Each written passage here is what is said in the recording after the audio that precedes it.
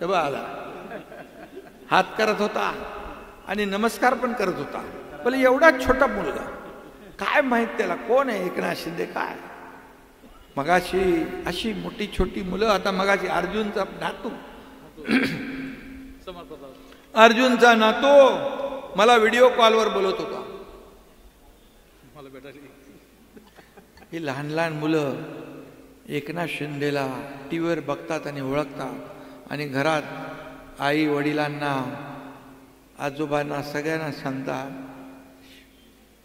एकनाथ शिंदे.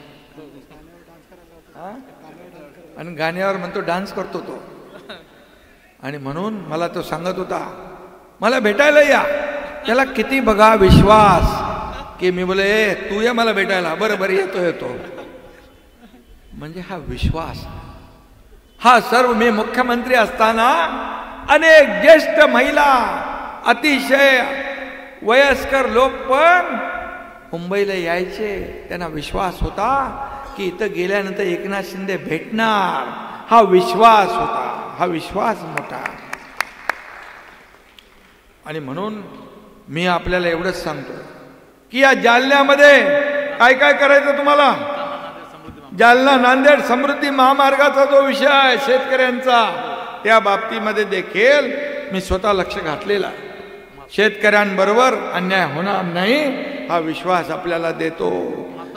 महात्मा फुले मार्केटचा विषय काय विषय तो पाडलंय ते बांधायचं आहे ना. आपण बांधायचं काम करतो, पाडायचं नाही.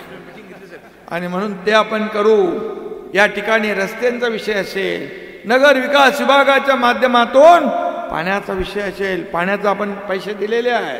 आणखी काय लागतील तेही देऊ. जालन्यातल्या लोकांना दररोज पाणी मिळालं पाहिजे, दररोज पाणी मिळालं पाहिजे. काय त्यांनी पाप केलं, बैठक लावू.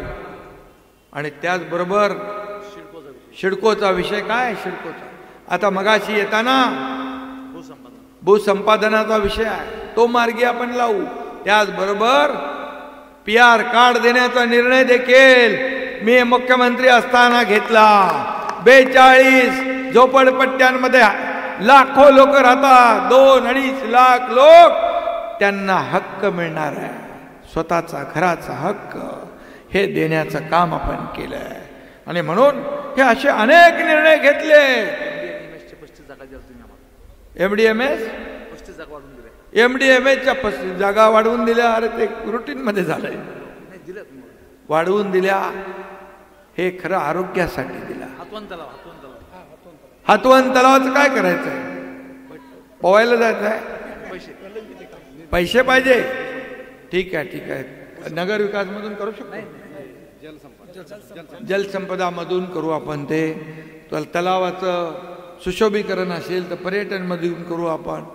आणि म्हणून या जालना शहरामध्ये, हे जालना शहरची महापालिका मीच केली आहे.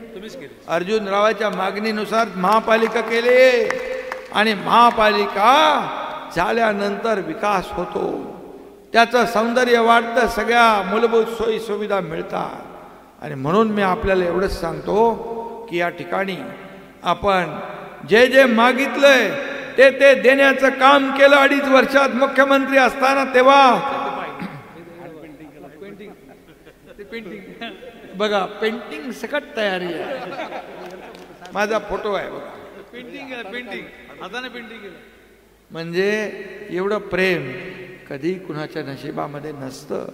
आणि म्हणून मी स्वतःला भाग्यवान समजतो की या ठिकाणी मतदार याद्यांच्या बाबतीमध्ये मगाशी हिकमत उडान यांनी सांगितलं, सगळं अतिशय निवडणूक कशी लढायची जिंकायची असे हळूहळू ते सांगत होते. मला तेव्हा दीपक केसरकरांची आठवण आली. आणि अतिशय व्यवस्थित तांत्रिक सगळ्या गोष्टी हिकमत उडान सांगत होते.